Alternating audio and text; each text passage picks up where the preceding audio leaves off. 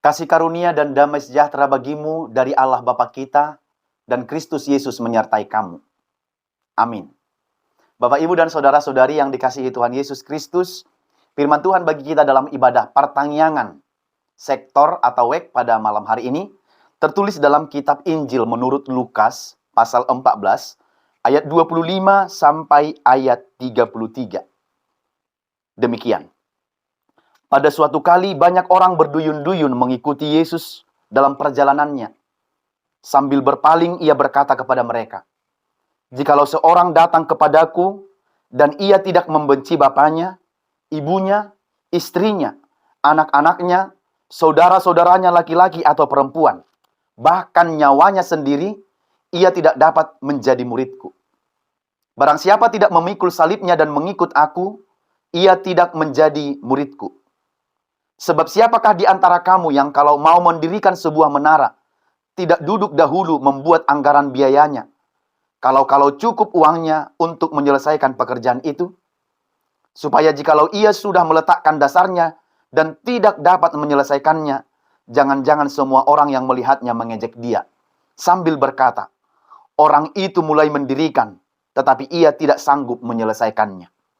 Atau raja manakah yang kalau mau pergi berperang, melawan raja lain tidak duduk dahulu untuk mempertimbangkan, apakah dengan 10.000 orang ia sanggup menghadapi lawan yang mendatanginya dengan 20.000 orang?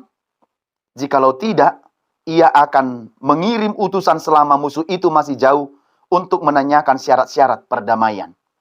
Demikian pula lah tiap-tiap orang di antara kamu yang tidak melepaskan dirinya dari segala miliknya tidak dapat menjadi muridku." Demikian firman Tuhan.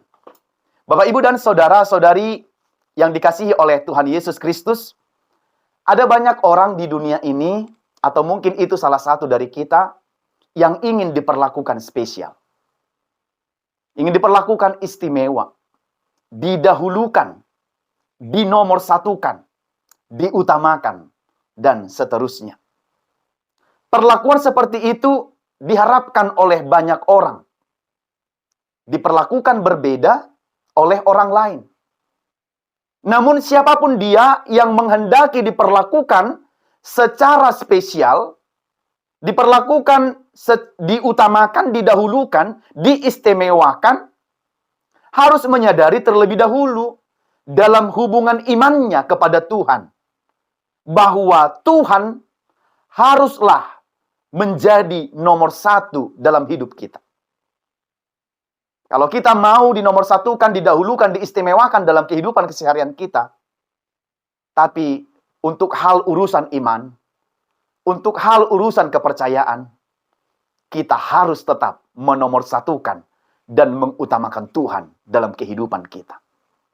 Kalau masih mengutamakan diri kita, menurut firman ini, kita tidak layak menjadi murid Yesus. Bapak, Ibu, dan saudara yang dikasihi Tuhan Yesus Kristus, bukan kemudian menomorsekiankan atau bahkan tidak masuk nomor atau tidak masuk hitungan. Kalau kita hanya perlu saja maka kita mendekatkan diri kepada Tuhan, tentu saja ini bukan hal yang benar. Kalau kita perlu kita mendekatkan diri kepada Dia, kita butuh kita dekat, kita butuh kita berdoa, kita memohon, bersujud, meminta-minta kepada Tuhan. Kalau tidak perlu kita meninggalkan Dia dan melupakan Dia, bahkan kita tidak menyebut Dia dalam doa, itu bukanlah menomorsatukan atau mengutamakan. Demikian dalam firman ini menjelaskan bahwa sudah semakin banyak orang yang berduyun-duyun mengikut Yesus. Mereka senang Yesus melakukan berbagai mujizat-mujizat, memberikan makan banyak orang, menyembuhkan orang-orang yang sakit, dan sebagainya, dan sebagainya. Maka dalam firman ini akan diluruskan apakah yang menjadi motivasi mereka mengikut Yesus. Jangan karena persoalan makan. Kalau karena persoalan makan mereka mengikut Yesus, lalu besok kalau Tuhan tidak sedang kasih makan bagi mereka, lalu mereka akan segera meninggalkannya. Apa motivasi mereka mengikut Yesus? Mereka benar-benar ikut atau ikut-ikutan? Tentu hal itu berbeda. Kalau ikut, punya komitmen. Tapi kalau ikut-ikutan, itu adalah kemudian orang yang Memang bukan karena atas dasar dari hatinya mau mengikut dengan benar dan dengan setia. Maka Yesus menyampaikan dalam firman ini paling sedikit ada 3 syarat mengikut Yesus. Supaya mereka jelas memikirkan, jelas menimbang untuk mengikut Yesus itu. Ya, bagaimana? Syaratnya itu harus mereka lakukan. Karena tidak lama lagi Yesus itu akan mengalami penderitaannya dari orang-orang yang membencinya dan yang membenci kabar baik yang disampaikan oleh Tuhan Yesus itu. Termasuk para mahkamah agama dan ahli-ahli Taurat itu. Maka 3 hal yang menjadi syarat itu harus mereka kerjakan. Karena Yesus hendak melakukan perjalanan ke Yerusalem, karena di sanalah nanti dia akan menderita. Dalam perjalanan itu, Yesus memberikan pengajaran tentang pemuritan kepada murid-muridnya. Maka untuk menjadi syarat mengikut Yesus adalah yang pertama dalam hubungan relasi. Ada 3 relasi, masalah perhitungan atau materi, dan masalah pertimbangan kekuatan atau emosi. Yesus menekankan tentang harga menjadi seorang murid. Artinya, ini adalah bukan pekerjaan yang main-main atau bukan pekerjaan yang asal-asalan. Kalau aku senang, aku ikut. Kalau tidak senang, kalau nanti ada pergumulan di situ, aku mundur. Tidak. Jelas ada konsekuensinya. Sekali orang katakan mengikut Yesus, dia harus juga turut menerima konsekuensi dari mengikut Yesus itu. Karena pasti tidak akan selamanya senang. Akan menghadapi pergumulan, penderitaan, persoalan kehidupan yang berat. Bisakah kita mengikuti itu dan melewati itu? Kalau tidak, ternyata itu bukan tidak dapat disebut menjadi murid Tuhan Yesus. Menjadi murid berarti orang yang mau belajar. Ya, a learner, seorang pelajar dari gurunya, meniru gurunya. Tidak hanya teori, tetapi juga dari apa yang dilakukan oleh guru. Itu seorang murid. Mata guru, roh hasisean. Itu dalam istilah Batak. Jadi mata ini bisa melihat banyak hal untuk kita pelajari, kita ambil sebagai pelajaran berharga dalam hidup kita. Tetapi hati harus tetap menjadi hati seorang murid. Tidak kemudian terus hati tuan gitu. Tidak bisa lagi diperintah karena aku kan sudah tahu lebih banyak dari kamu gitu. Mata guru, roh hasisean. Dengan seperti itu kita bisa menjadi murid Yesus yang setia. Tuhan Yesus harus dikatakan harus menjadi murid yang setia. Syarat yang dimilikinya sebagai murid Yesus adalah Yesus mencari yang jelas motivasinya, yang jelas komitmennya, dan mencari murid-murid yang sungguh-sungguh mengikut dia. Bukan yang ikut-ikutan. Tapi yang sungguh-sungguh mau dipakai oleh Tuhan untuk menjadi perpanjangan tangannya. Menyampaikan kabar sukacita dan kabar baik bagi banyak orang. Maka persoalan yang pertama adalah soal keluarga, hubungan relasi.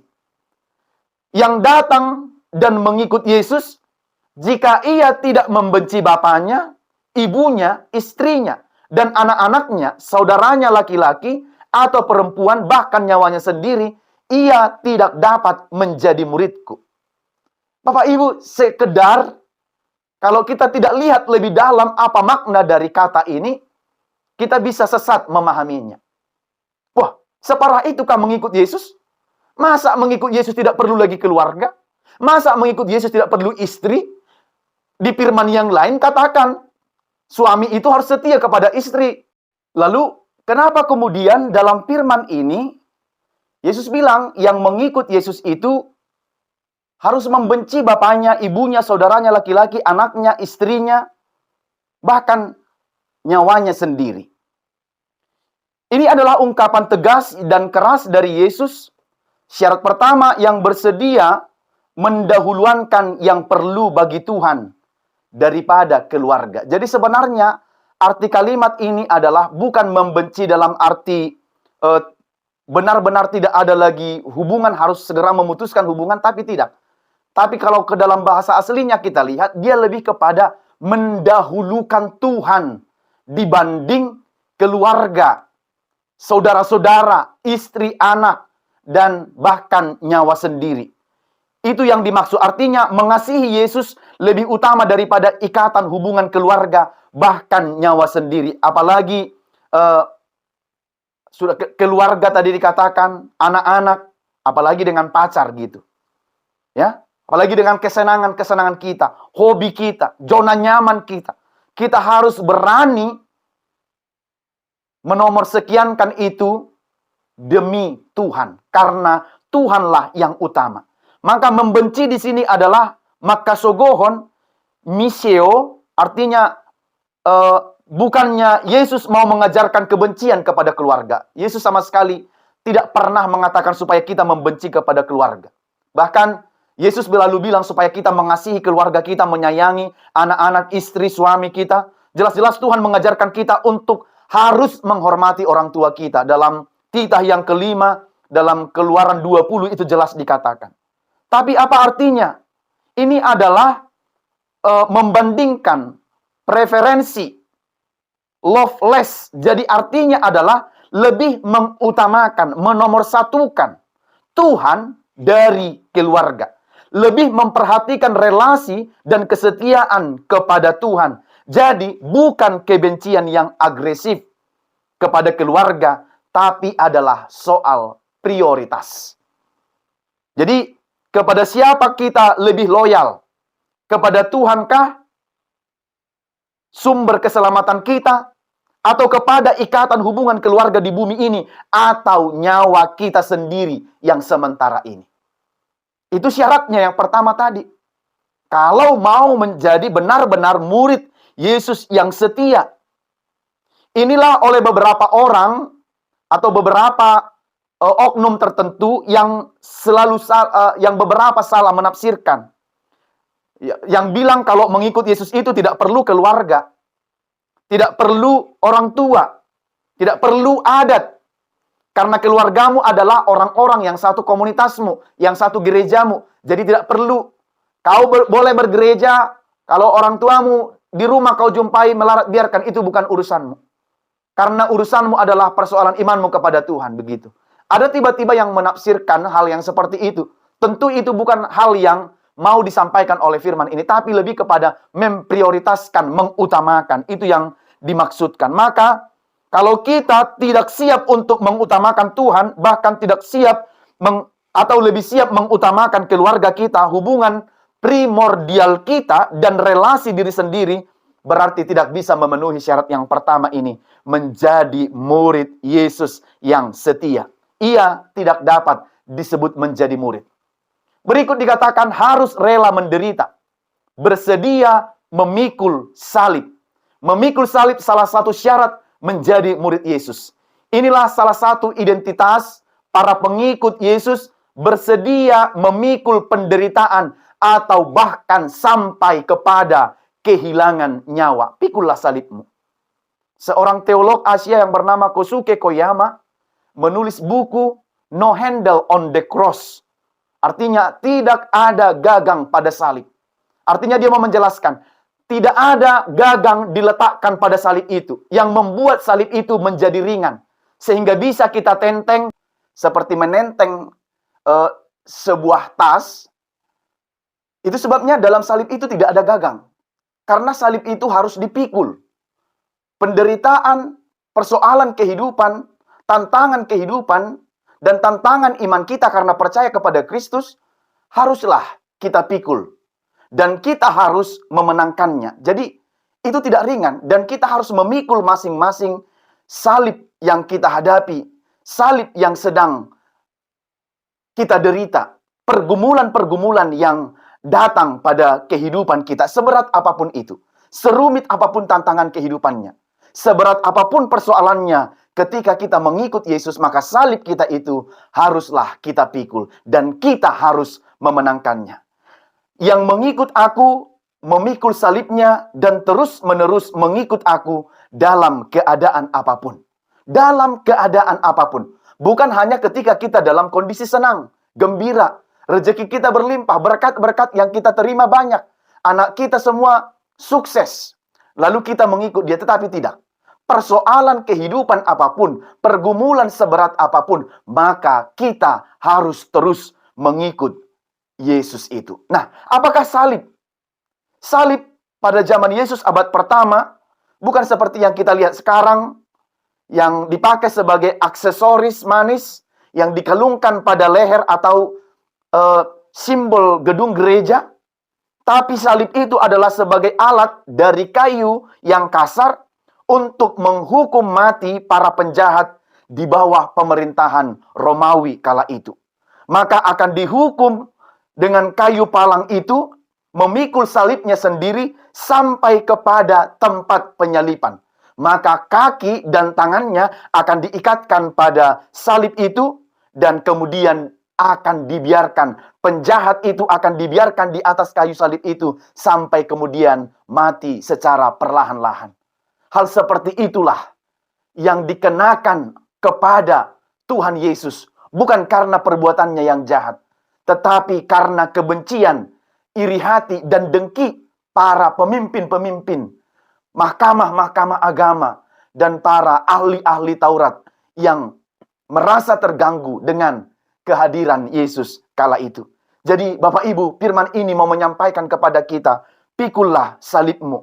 Ini adalah gambaran, salib itu gambaran penderitaan, tetapi salib itu juga telah dimenangkan oleh Yesus Kristus Tuhan kita. Dia sudah memenangkannya. Dia sudah bangkit dari kematian. Itu artinya dia sudah memenangkan penderitaan itu di dalam ketaatan dan ketundukannya kepada Tuhan.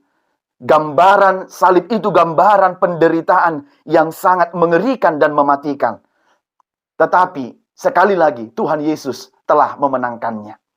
Karena itu kitalah sekarang di tengah-tengah kehidupan dunia ini yang mengalami salib yang begitu sangat berat sesuai dengan pergumulan-pergumulan kehidupan kita dimanapun kita berada, dimanapun kita bekerja, di tengah masyarakat yang bagaimanapun. Tapi kita harus tetap memikul salib kita dan terus mengikut Yesus. Maka melalui firman ini kita diingatkan harus ada komitmen memberi seluruh hidup kepada Kristus lebih dari apapun sampai pada akhir hidup kita. Syaratnya tadi menjadi murid Kristus. Seumpama dikatakan di sini seorang yang mendirikan menara, dia duduk dulu membuat anggaran biayanya. Kalau cukup uangnya, maka dia akan menyelesaikan pekerjaan itu. Duduk artinya di sini adalah melakukan pertimbangan secara matang.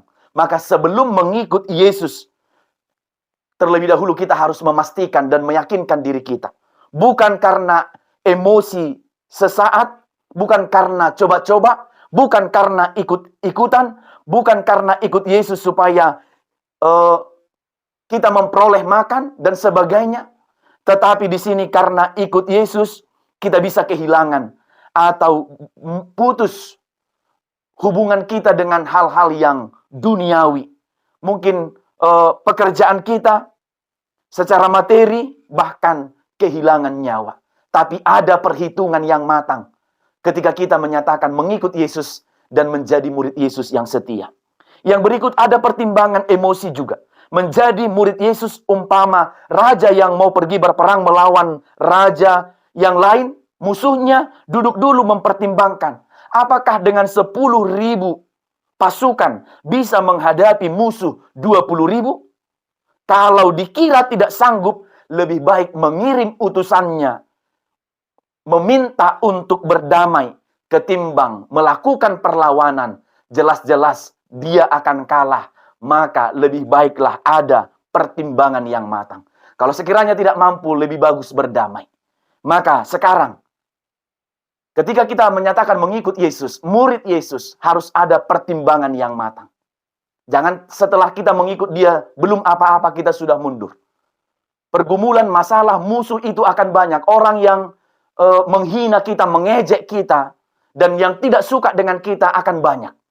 Ketika kita menyatakan kebenaran, kebaikan, Injil Kristus, maka banyak orang yang tidak akan senang dan tidak menyukai kita. Lalu apakah kita harus mundur, berbalik, dan tidak setia lagi pada panggilan kita untuk menjadi pengikut Kristus yang setia, atau menjadi murid Kristus yang setia. Jadi ada pertimbangan yang matang. Jangan setelah berjalan lalu kita mundur. Kalau begitu, apakah kita ini sudah benar-benar menjadi pengikut Kristus dalam kehidupan kita? Sudah layak dikatakan sebagai murid-murid Kristus dengan semua apa yang saya sampaikan tadi di atas itu. Karena itu melalui firman ini 3 hal tekanannya. Yang pertama, lakukanlah hal yang utama dalam hidupmu, yaitu mengikut Kristus lebih utama dari apapun dalam hidupmu. Sebab dia adalah sumber dari segalanya. Yang kedua, miliki komitmen teguh. Dialah, sekali lagi, dialah satu-satunya Tuhan dan Juru Selamat kita. Ada komitmen yang teguh untuk mengikut Yesus di tengah-tengah kehidupan kita, dalam semua waktu kita. Supaya apapun yang kita kerjakan, apapun yang kita lakukan dalam kehidupan kita, tidak menjadi sia-sia. Ada komitmen yang teguh dalam kehidupan kita. Yang terakhir, ikutlah Yesus, utamakanlah dia lebih dari segalanya, bahkan keluarga dan diri sendiri. Sebab semua nyata di hadapan Tuhan. Tidak ada alasan aku tidak bisa menjadi murid yang sejati dan setia. Tidak ada besok alasan, karena persoalan ini dan pergumulan ini Tuhan, aku tidak bisa menjadi murid yang setia. Semua nyata di hadapan Tuhan. Tidak ada alasan kemudian menyatakan kita tidak mampu, tidak sanggup, tidak dapat. Karena keluarga, karena ekonomi, keuangan, dan sebagainya. Semua nyata di hadapan Tuhan. Karena itu, ikutlah dia. Selalulah lakukan apa yang terbaik ketika kita dinyatakan sebagai pengikut dan murid Tuhan Yesus. Amin. Kita berdoa. Bapa di sorga, kami bersyukur dan berterima kasih menerima firman-Mu pada saat ini mengajarkan kami untuk setia mengikut Engkau di tengah-tengah banyak pergumulan, tantangan, dan persoalan kehidupan. Tetapi kami punya komitmen untuk selalu mengikut Engkau walaupun salib begitu berat, penderitaan pergumulan begitu berat.